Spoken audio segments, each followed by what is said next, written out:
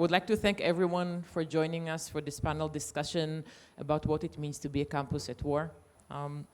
So Israel has suffered many wars, but at least for me, I was born in the early 70s. It has been many years since I suffered a war with such an impact. Such a broad impact on our daily lives, such a broad impact on how we do things, how we think. Many of us feel that everything we knew was shattered. And I know that this propagated, it's not just the Jewish community, it's everyone living in Israel, the Arab community, the Druze community, Christian community, it's across all backgrounds. And it propagated to the entire world. The Jewish people in the entire world are now seeing things change, and we're not sure in what direction they're changing. At the Technion, we decided that we have to be resilient, that we have to be the stronghold that people can rely on. Our students, our staff, and everyone, all of you out there, that you know that there is a place here that continues to do what we're supposed to do. So let's start with a short video that will show you a little bit what happened here after October 7.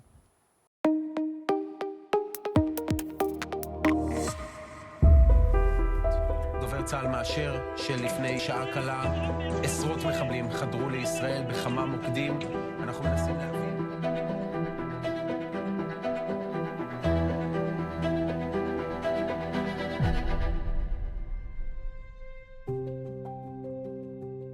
ב-7 באוקטובר הבנו שאנחנו עומדים בפני אירוע גדול, ומיד כינסנו צוות לחשיבה וסיור מוחות במטרה להבין היכן המשאבים והייחודיות של הטכניון יוכלו לסייע לנו להתמודדות עם המצב. תוך יממה הקמנו מוקד לערבות הדדית. הסגל האקדמי, המנהלי והסטודנטים יוכלו להיכנס לאתר ולבחור האם הם רוצים להתנדב או לקבל סיוע בתחומים שונים. היה ברור לנו שהסיוע שלנו יכלול גם את הקהילה מחוץ לטכניון, למשל שיכון מפונים והקמה של מערך הוראה ארצי. ההיענות הייתה חסרת תקדים. מהשלב של התכנון הראשוני לתפעול של המוקד להתנדבות בפועל, זכינו בהירתמות מדהימה של מתנדבות ומתנדבים מכל היחידות ובכל הסטטוסים. המוקד לערבות הדדית נחל הצלחה גדולה והוכיח את עצמו לאורך זמן, ולא סתם רוח ההתנדבות, המסירות, המצוינות שלנו הם חלק מה-DNA.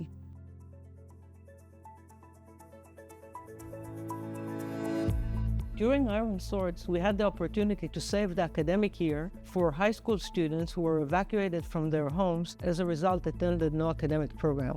The RoboPhysics program combines math, physics, computer programming, and robotics to allow the students to realize the laws of physics in real-world models that they built. During the week at the Technion, they were also exposed to enrichment lectures by our faculty and get academic credit for it, both for their matriculation exams in physics and towards an introductory course in our department. The feedback we got from students was unbelievable.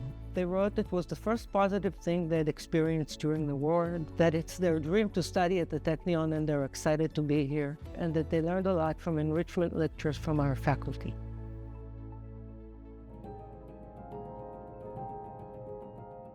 Shortly after October 7th, I received a phone call from Dr. Amir Chaim, who was treating a patient called Neta. Neta was severely injured on October 7th by terrorists who attacked her home in Kfar Aza.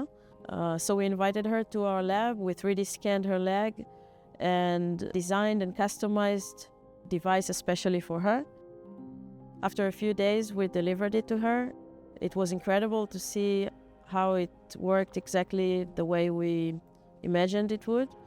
She also gave us very valuable feedback that could help us improve the device for her and also for future patients. It was very rewarding.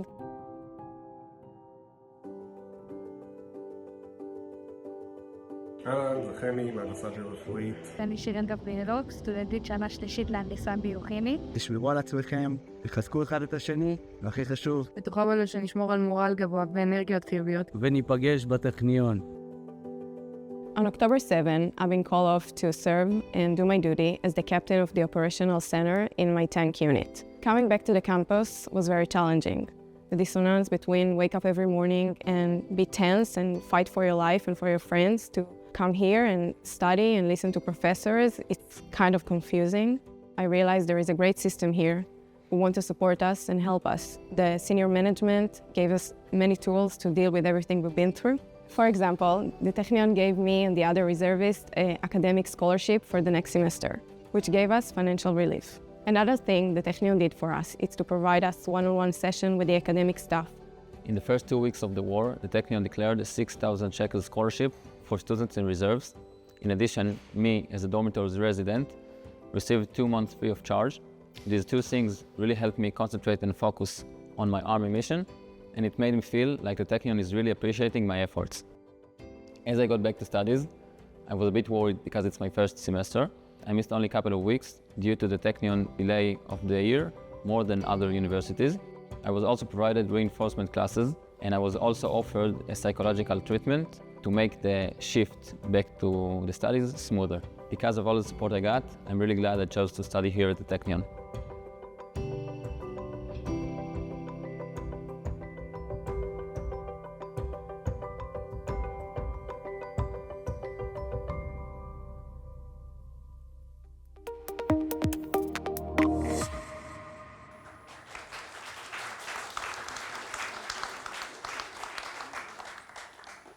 This video was just a taste of what took place here, and the people sitting here are largely responsible for many of those activities. So let's get to know them. I'd like to introduce our panelists. First, Mr. Jeff Abrams. Thank you for coming from LA. Jeff is the LA Regional Director of the Anti-Defamation League, and he will share with us some striking numbers of anti-Semitism in the world. Ms. Revital Rivkin is a Technion student, and she played a key role in some of those volunteering activities that you saw in the video, and I'm sure after you hear Revital, you'll be proud of our students.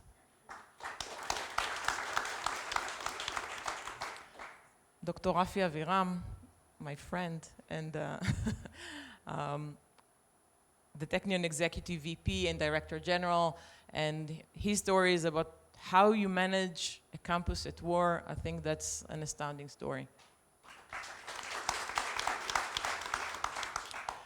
And Professor Ayelet Fishman, we heard yesterday, the mother of 14,000 students, and who oversaw how do you take care of students and making each one feel that they're taken care of.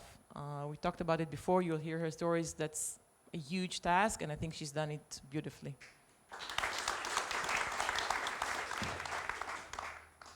Okay, now enough with me talking, and let's move to the panelists. I'm going to start, Rafi, with you. Well, I know you were preparing for the panel until 11 p.m. last night. No, it was for the finance committee. Please take your, well, I don't know, you said it for the finance committee. I think you were preparing for my panel. Thank you. So, Rafi, where were you on October 7? Well, we were at home. Home is Yahud. It's a small town about less than 2 miles from the Ben Gurion airport. 6:43. I remember the time very well because then the sirens had started to sound. And because we live near the airport and we are in the middle of, it's called Ono Valley, and we heard the sirens from all around us, from all the cities around us, and all the immediately sirens ran.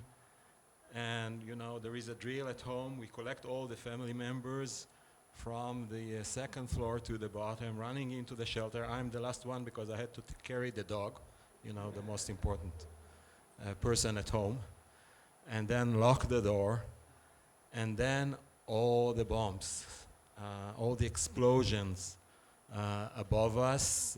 We hear the Iron Dome's rockets hitting the Hamas rockets. And it was, you know, a scary moment for all of us. And then there is something that is so natural for every Israeli family. I call it the inventory count. Everybody laugh. Where are the kids? Our kids are spread all over Israel. Two of them live in Tel Aviv. So there is always, oh, where are they? And then the other, you know, the circles. The first circle, the second circle. And this is usually the role of my spouse, Ayala. She's the mother. And I started to think immediately, first, what's going on? It was a surprise for all of us. And we had to figure out very, very quickly what's going on. And I think it took us about less than an hour to understand that something is different. Something different runs in Israel. And I just remember the conversation, of course, immediately, the immediate conversation. 8:53, the first message from the president. You submitted the first message. Guys, we are here. You should know that we are here. We don't know exactly what's going on. We have an assessment at 3 o'clock. Don't worry. We'll guide you. We'll lead you. Although we don't know yet what's going on. But the message to the campus is so crucial. And less than 2 hours after all started, the first message went out. And I think this message became the daily, everybody waited for it. It was an annoying message, but every day it came out and we were waiting for it. So you started with these messages and then I know you assembled everybody. What was the first thing that you said, that's what we need to do? The first thing is protecting the campus. I would like to introduce our COO, Ms. Zehava Lanyado, on my right side over there. Immediately with the head of the security in campus, opened the shelters. The shelters were closed. We didn't expect this attack. It was all of a sudden. So the first immediate thing, opening the shelters. And you should know, it takes about 3 hours to open all the shelters on campus. And I think they did it within less than an hour or so. I mean, they just ran from one shelter to the other, opened all the shelters, and then, of course, brief the security people on campus. Again, we didn't know what's going on. It might be an attack on the campus as well. So this was the immediate activities that were in my minds. And afterwards, of course, we entered the assessment process that we unfortunately are used to it. Yeah, we got used to it. So, Ravital, I would like to ask you, so you're a student here. Where were you on October 7th and what did you choose to do first? Before I answer the question, sorry about crying, but someone placed me in the middle. I guess if you were to ask me how are you, I would say I'm fine, but I'm not fine. Like it's hard to watch things, even if they're optimistic. Because like how I deal with things is like I block reality or like denial. I block. Like I can't bear any more news. So it's really hard when suddenly you're aware of what happened. Because like I'm trying to put it behind me, but like I can't. So to answer the question, where was I on October 7th? That's such a weird question. Like, where were you when JFK was assassinated? Like, it's like, but it's not the same. Like, so I woke up at 9 a.m. I slept pretty well. I was studying for a test for about a week, and I had another week to study for it. My boyfriend was on the couch, and he asked me like, and he told me the first thing, you need to go open the news. And he never says that to me because he knows that I take to heart. Like the past 10 months of before October 7th were really hard for me. Whenever I would open the news, I would get all these negative emotions, and he told me, all of a sudden, open the news. Like, he never tells me that because he hates when I open the news because then I get emotional or like... I open it and I look at my screen and I'm like, what is this? This is not real. Like, this can't be real. This is... then I went back to study for my test. that might sound like weird, like to some of you who are not students. Like, it wasn't because I was really stressed for my test. It was because, okay, this thing that I'm reading on the screen is not clicking, like it doesn't feel real, like it can't be real. I guess it's the 5 stages of grief or whatever, like that was denial. And I said to myself, okay, like this thing happening isn't registering in my head, so might as well study for the test. So I continue, like, this is what I plan to do for today, like me sitting and reading the news and being stressed and scared, like not gonna help. So I sat down and continued to study for like half a day. I don't know if I was super focused on it, but like I did that, and good thing that I did that, because that spared me like getting all kinds of videos on my phone. Thank God I did that. And I managed to study for half a day, and then I was like, whoa, something bad is happening. Like, I also remember I invited a friend who lived, we lived on the dorms back then, and I invited a friend who was also living on the dorms and doing lab reports, studying. And I invited her, like, you want to come hang out at my place, study there, so you don't have to be alone. Like, I did register something was happening, but like, didn't really want to deal with the full scope of it. So then, we get to the part of like the proactive part.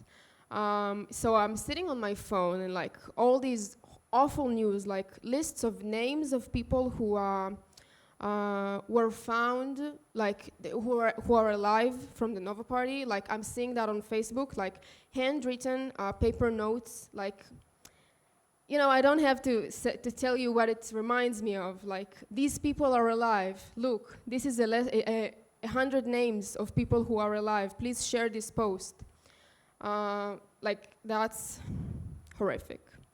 And I'm sitting there on my couch thinking, what can I do? Like, and I don't have that function of like, let's just sit down and relax. Like, let's just do nothing. Like, I go crazy. Like, I'm a bit hyperactive, and I always gotta channel it to somewhere, or else like, you know, it get channels to like my thumbs and scrolling on social media, or something more productive. So, and we're talking on the WhatsApp group of the of ASAT. What can we do? What can we do? And people who are soldiers back in Tzuk Eitan, I don't remember the English name of it. Tzuk Eitan is fine. And they're telling us, okay, listen, I was a soldier back then. When someone is drafted, like on such a short note, you should send them underwear, female hygiene products, deodorants. And we also realized food was an issue, and a lot more things. So we decided, okay, we're gonna meet at 9 a.m. at the secretary's office in Assad and start collecting stuff. So we set up a box and published on the student Facebook group, and people just came, like, and brought stuff like towels and deodorant and food. And that was the first day. That was Sunday. And as we went on, we realized what more things were needed. And another part of that reality, when like southern Israel was pogromed, even places that weren't directly affected by terrorists, the shops there were closed, because obviously grocery shop workers didn't want to come to work, even like in Ashdod or places northern to that. So people in the south didn't have anywhere to buy diapers or baby formula. So we started collecting that as well. And this whole logistic operation formed of like, okay, they don't have grocery shops open. They need necessary basic stuff. We should find a way to get it to them. So this whole operation took unfolded, and like that was like really what I try to focus on, like that ביחד ננצח. Before it was cynical and like empty, like it was, everyone felt all of a sudden like, okay, we have the same destiny here, like no matter who we are, like everyone has been affected by this thing. before it got divisive again. But like those like I don't know, 3 first months of like the amazing charity work and like the Israeli spirits, like I'm just wowed, and like I really want to hold on to that nostalgia. But anyway, I'll tell you more about... Maybe I'll help you a little bit. So we talked before, so and Ravital told me, for me it was fight or flight, and it was obvious decision. It was fight. And I think what you hear, I know if you happen to read Saul Singer's book, and he talks about how even our young generation is part of a bigger purpose. And I think that's what we're hearing here. The students just showed up and starting doing whatever they can. And I know so you established this logistic hub that you talked about, but there were also other activities like all kinds of workshops and volunteering in agriculture. The farmers were lacking working hands. I know Valerie and her family came from France to help with to help the local farmers as well. So that's much appreciated. And among all the activities you've done, I think the one that you said was the most difficult, and forgive me for putting you on that spot again, was visiting the injured. Can you tell us a little bit about that? Actually, kind of the opposite, like in a weird way. Like, so we did all kinds of stuff. We arranged volunteering in agriculture, and we even did another fun activity like picking tangerines and making cocktails out of some of them later, and that was really fun. And we did a lot of things. Like, I have a grocery list of things we did, but I think I'd like to highlight visiting students like me who are injured during their reserve service. So the first guy we went to visit, I don't remember the names, I'm sorry. We went to visit a student who studied aeronautics and space engineering, and who was injured in Gaza. And I went with the photographer of Assad, like another fellow student, and we really wanted to get him something nice. And we thought, okay, what gift can we get him? We ended up with buying him a Lego set of Apollo 11, and like we didn't know if he'd like it or not. He really liked it. Like, actually, we went there, and I was super nervous because, like, I don't know what his state is going to be, like how injured he is. I know he's injured, but like what kind of mood is he going to be in? And we actually went there, and it was so I don't know, empowering. Like, it's so weird. Like, you're going to visit someone who is like I'm sorry for the description, but like his leg was a jigsaw puzzle, and there was a lot of work to do, and nerve damage, and like uncertainty about if his leg will be back to normal or even saved. And he's lying there on the bed, like with his dad and his sister. And they're like, okay, we brought you a gift, and a Lego Apollo set. And he was like in a fine mood, like, I don't know, he was somewhere between playing tough to like welcoming us. And his sister was really joyful and happy, like, oh, thank God, I was so tired of playing. He got so bored from me playing with him checkers. And like, oh, great, you brought that Apollo thing, Lego thing. And like, yes, we did it. We managed to buy him a really nice gift that he likes. That's a beautiful story, you know, and it's nice how sometimes on giving, yes, who gets more from giving? Is it the person that gives or the person that gets? But please allow me to move to Ayelet, because I know you oversaw everything trying to support our students. So we heard the student perspective, what it was like from there, but you tried to give a support system. I call it a 360 support system, starting from financial and mental, study-wise, housing, personal needs, and more. And I wanted to ask you whether, if you can share with us, what does it mean? What does it take to build such a support system for our students? Okay, good morning, everyone. Thanks for the question. So I think it basically meant overseeing two directions.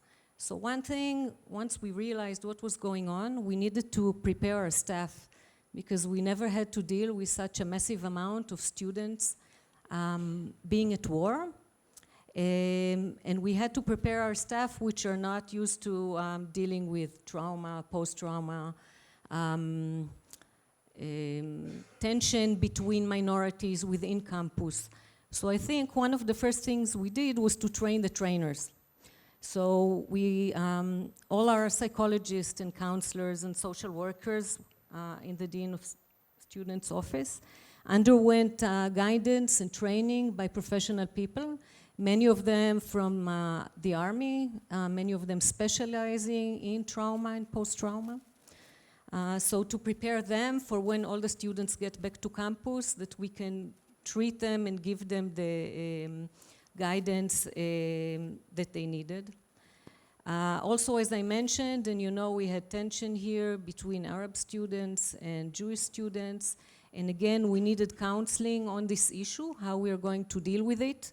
So for example, some of you may not know, but we have about 28% Arab students in our undergraduate program. We have more than that in the dorms, larger percentage, because of cultural reasons and socioeconomic reasons. So all the personnel in the dorms needed, again, guidance of how to treat tension or how to work with different groups of students in such war times. So again, we had specialists coming into campus and assisting us with this. So I think preparing the staff was one important thing that we needed to do. The second thing was to actually understand what the students' needs are. We had about 1,400 students still living on campus during the entire war, out of 4,500 dorm rooms that we have. So about 30% occupancy the entire time. So we had people living here. We needed to supply them some things to do, and we heard about all the volunteering work. But we also wanted to understand what the needs of the students are. So for that, we had a survey sent to all the students. Not all of them were available on WhatsApp or on emails, but some of them, about 1,700 responded. We made personal phone calls to all of the students with the help of the departments, of course. So each and every student got a phone call from a professor or from a secretary or from someone with focus on reservists. Not all of them, as I mentioned, could answer us. And we tried to understand what they're worried about. And believe it or not, even soldiers in a tank somewhere in Gaza, when they came back to Israel and they could answer or respond to our questions, they are worried about the Physics 2 exam that they have that they still carry on from the previous semester. And, you know, we're going, what? This is what bothers you, the physics exam that you still have to do? So we understand that we need to, the first thing we need to do is to give them some kind of certainty about what's going to happen with the exams. We heard Ravital was studying for an exam. It was at the beginning of our exam season in October. So I think with the leadership of Oded and Hussam, so the first thing was to provide some assurance about the exams. And I have to tell you that I myself was a student here. I studied all my 3 degrees in the Technion, and I've been on the academic staff for 20 years. Never, ever has the Technion, in its 100 years of existence, gone that far to provide academic assistance to students by exempting them from different exams and whatever. I think the students are still in shock today as to how far we went. And the minute we assured them that this is going to be okay, I think it was really important for their self-security and mindfulness. And of course, the second thing was to cope with financial issues. Many of them were not living in the dorms, and they were still supposedly having to pay rent for not living here. So we exempt them from all the dorm payment for 2 months, and then extended it for another month for reservists, and of course provided tuition. And we postponed the beginning of the academic year because, again, one of the things they were worried about, that everyone here is going on track and they are left behind. Everyone will start the academic year and they are still fighting. And I think the Technion led all the other universities in putting the reservists at the center. And at a certain time, the other universities decided, no, we have to open the school year. We have other students to deal with. It's not only the reservists. And I think this is something that the Technion, Uri called it yesterday, President Sivan, we were a compass or standing by our morals. And I think this was really something to be proud of, that we said, okay, you go ahead, the other universities open the school year, and we, postpone it until the middle of January, again, to give a feeling that we are all together in this to our students. And I think these are the two ways that we dealt with it. So preparing the staff on the one hand, for making it resilient, and on the other hand, to focus on what the students' needs are, and to provide them with the assistance or whatever they need so they can carry on. And I think you've done an amazing job, and thank you. Let's clap for that.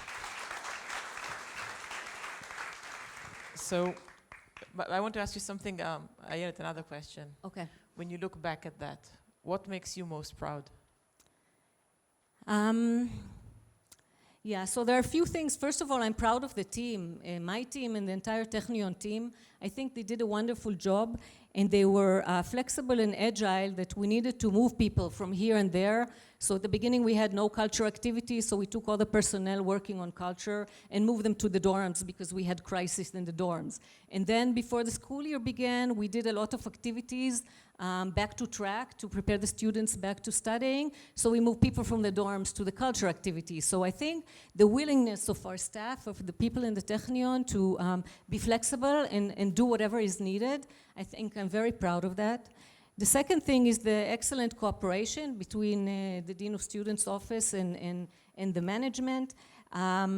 So they were in charge of getting support, and thank you everyone here for providing support, all our friends in Israel and abroad. And my mission was to spend the money that Uri and that Wayne and everyone else were collecting. So I'm really proud. I think the cooperation enabled us to smoothly provide the things the students needed. The third thing, again, is that we were like a beacon. We're doing what we think is right, and all the back noises, we're pushing them away, and we're focusing on the students. And I'm really proud of the students, because I think they rose to the occasion. They did what they needed to do. They understand that we need to maintain academic standards, because it's always, easy to give them just pass on everything and let's continue. They understand that they need to study. They need to go back to what they're doing with our help. And I'm really proud of them. And one last thing I would like to quote, there is a saying in Hebrew, tzadikim melachtam naset bidei acherim. So if I translate, righteous people, their work is done by others, or something like this. So one day, this was on December 23, I received a message in my WhatsApp from one of my friends, a faculty member in chemistry, and I just translate it. So he says, "Good day, Ayelet. I met today in the synagogue a student from another university who asked me to thank the Technion staff." And then he says, "To the Technion team who came to our army unit and provided helpful gadgets invaluable in combat." He didn't remember their names. "B, to the gift packages." I don't know if you saw that the students were preparing gift packages, and we were having a bakery in the Technion. Every Thursday we were baking challah bread and making these packages and sending to reservists, and volunteers were driving with the challah packages to the south and north. So all the other combat people were enjoying the challahs that we sent to our students. Third point, for caring for reservists more than any other university. Fourth point, for financial aid and for postponing the academic year. So when I get such a message from a student who is not in the Technion, I feel that, you know, we're all doing something good, and I'm really, really proud to be a member of the Technion. So am I. Thank you. Thank you. You made my day. So, Rafi, I want to go back to you. Yeah. Okay. So Ayelet led a lot of the activities that focused on the students, but you were the one who was in charge of our safety. The fact that we came, well, we could come to work, we continued to work. Things here continued as if nothing happened, almost. It's for me, this was a bit unbelievable. And so I want to hear a little bit, what was it like from your perspective? And the same question I asked Ayelet. Out of everything you and your team have done, what is it that you feel most proud of and makes you confident looking forward? Well, it's not just one thing. First, I'm not the only one who is responsible for the safety of the people at the Technion, the entire management who sits in the first row, and the rest of the staff, the academic staff, the administrative staff, all the people that work in this campus actually are responsible also for themselves, but for the others. So that's the first thing. Secondly, if you ask me what is the two words that the most important ones that I'm so proud of, I called it the consecutiveness functionality, the ability to carry on, to continue. And it's, you know, it's only two words, but there are so many things behind them, so many decisions. This is an entire city. That's, look at the system here. It's 20,000 people in this humongous city, and all the families of these 20,000 householders. And it's amazing to continue working. And the management can direct, can lead, but we need all the people on campus to make sure that they follow the right directions. And it's very complicated. You know, I thought, if you ask me, can you grade the readiness of the campus? And I cannot grade it because it's endless process. You need to continue working on it all the time. If you ask me, are you ready? Almost the answer would be not enough. Not enough. And you ask me, what makes the campus ready? And I have a simple answer and a complicated one.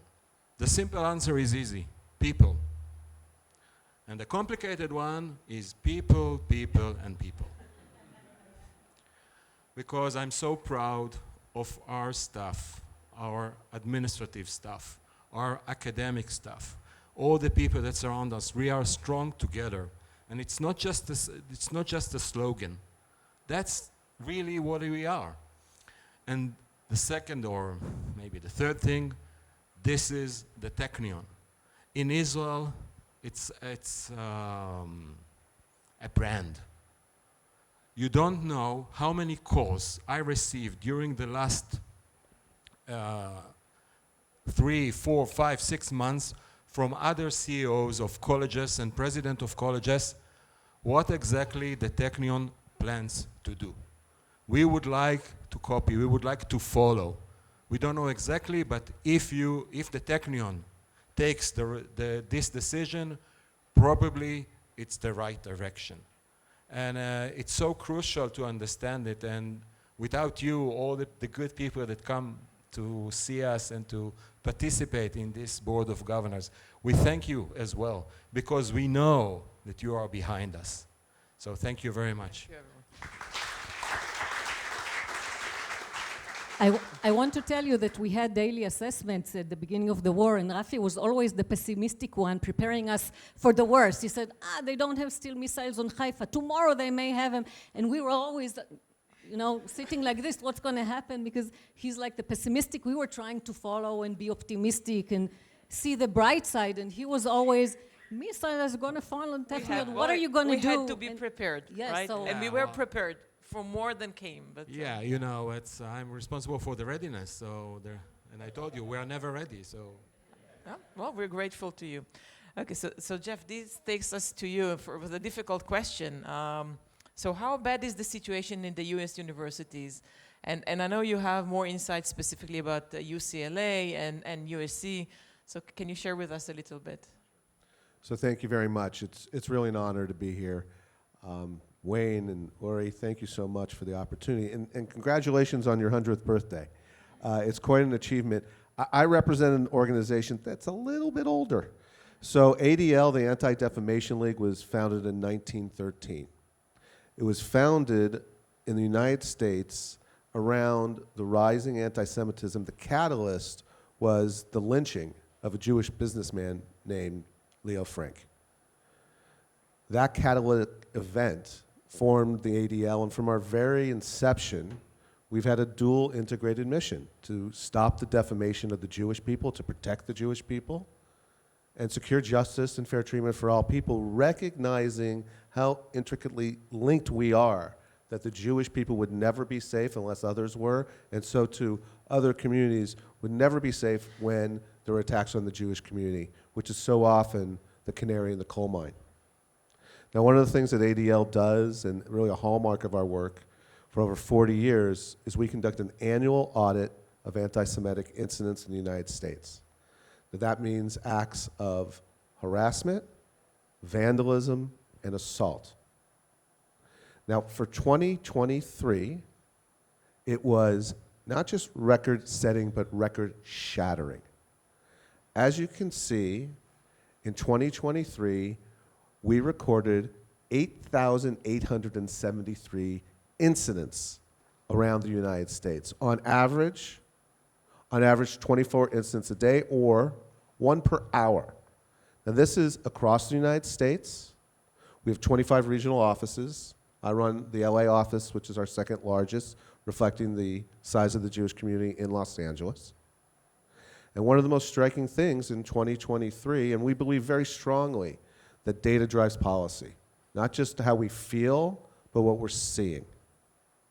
And on college campuses, in 2023, we saw a record-setting number of incidents.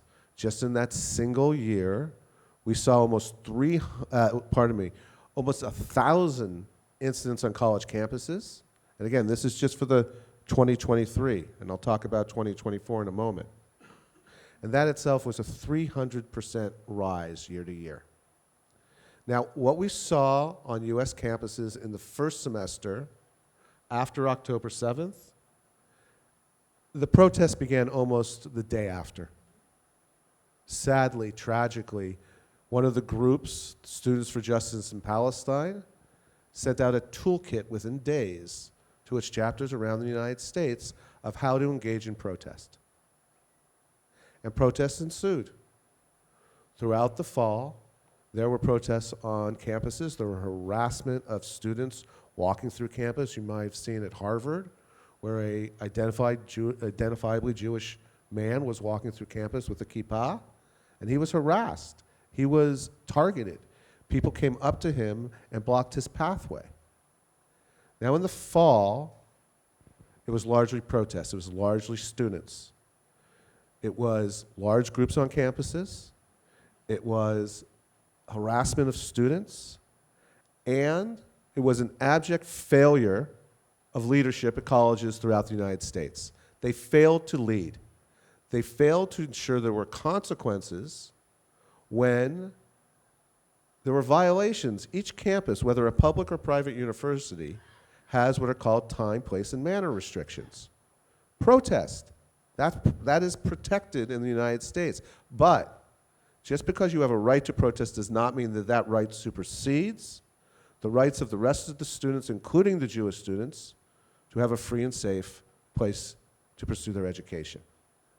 That abdication of leadership then continued into the new year. Now, there were new tactics, as we all saw, in the new year. It wasn't just protests, but a phenomenon of encampments began around the country. Perhaps most notably at Columbia, where it began. And these encampments were, again, a violation of existing time, place, and manner rules. You're not allowed to pitch a tent on a campus and just stay there as long as you like. But yet again, as this was happening at universities across our country, by and large, and as we saw when 3 university presidents from MIT, from Penn, and from Harvard testified to Congress, and their responses were so glaring in their lack of leadership that 2 of the 3 lost their jobs. So on college campuses, this continued coming into, for many places, the end of the school year, graduation. And in the case of far too many universities, in an effort to ensure, or so they thought, a smoother end to the end of their school year and commencement, many universities struck agreements with the protesters.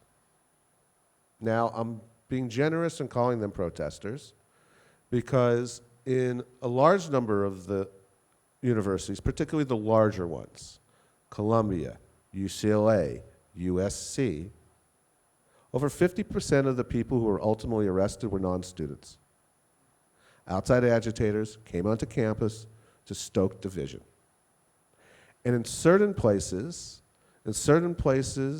university presidents and chancellors made agreements to remove these encampments that comprised of a few different elements. First, if you leave the campus, if you leave your protests, then we will agree to a few steps. Now, what many of these presidents failed to do was, if you're going to reach an agreement to end the encampments, make sure it's a permanent agreement. And I had the occasion to travel down to UC Riverside, which is one of the UC, University of California System schools, that had recently reached an agreement. And I looked the chancellor in the eye, and I asked him to be a leader because I guaranteed him one thing: because there was no agreement that the students want to come back, they would come back. And as he confirmed that very day when he sent out an email clarifying his position, there were already threats to start the encampments again. Now, the deals that were reached often had a couple additional elements. Now, one of those elements was very crafty language. So rather than the BDS movement, which has advocated to just divest from Israel, these agreements are asking colleges to look at divesting from companies that are engaged in military and security industries. Now, make no mistake, it's just a veiled attack on Israel. And that's what all of this will happen to be. One of the interesting things on many of these agreements to create task force or look at divestment is nothing's going to happen in all likelihood. These boards of trustees, they have a fiduciary obligation. Maybe some of you are on boards of trustees or audit committees.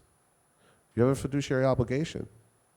And that is not going to result in this grand divestment from Israel. But the risk is that the door has been open, and the investment in public companies, and for, frankly, a university like Technion, which has so many wonderful companies it's associated with and its graduates, that it could become a very difficult investment environment.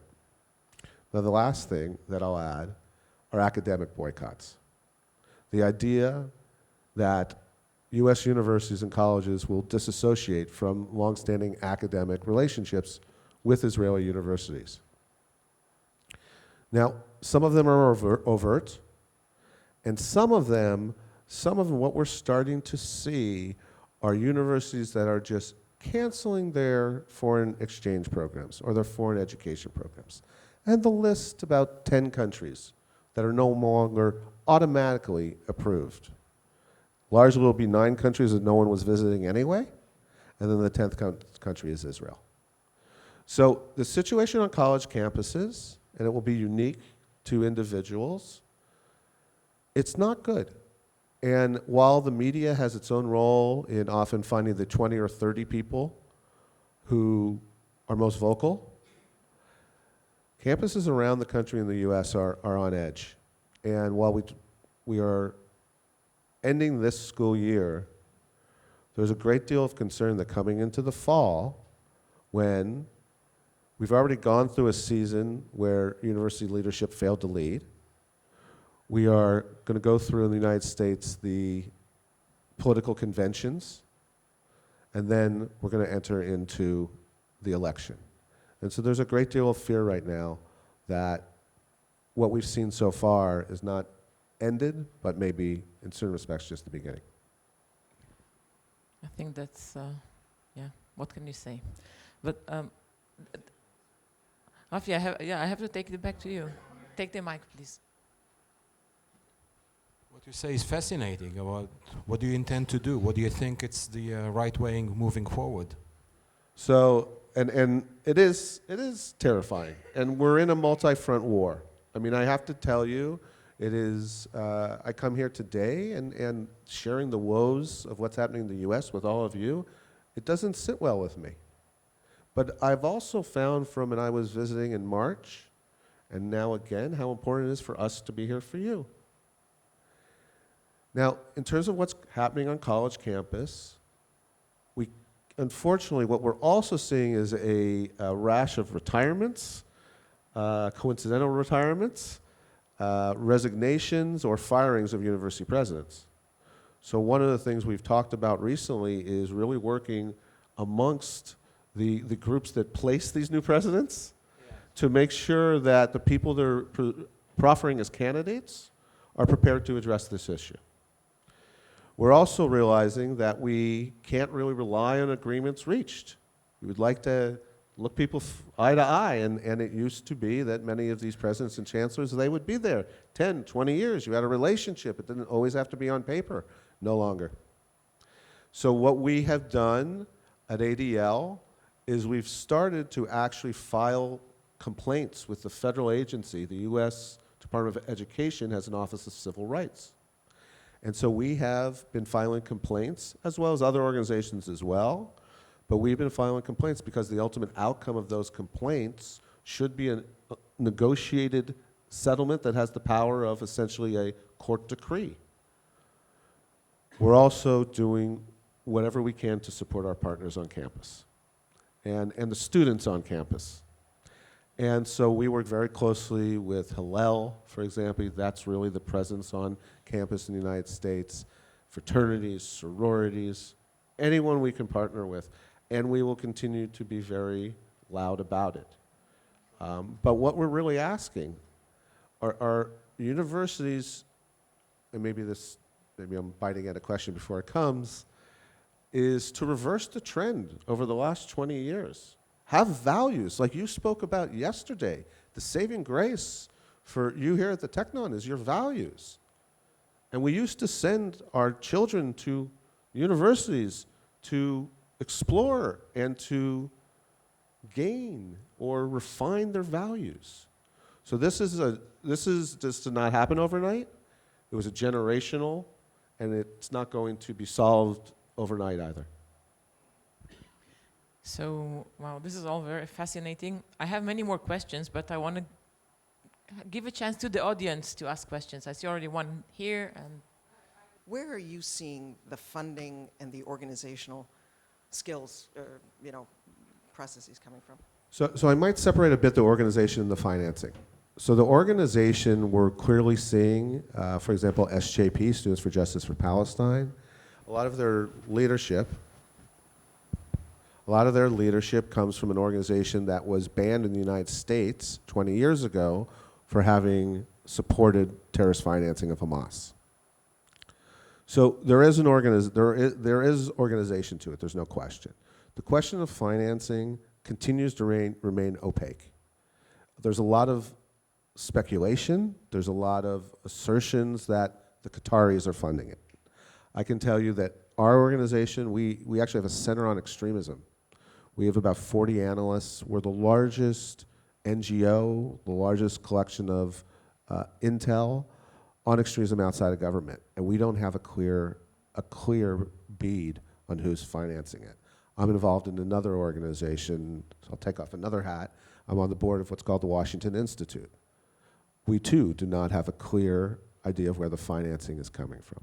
So this is a work in progress. I wish we had clarity, but as of now, we don't, but we're certainly open to any additional information that you might have. Thank you. I'll share just one small personal story before we really all spread.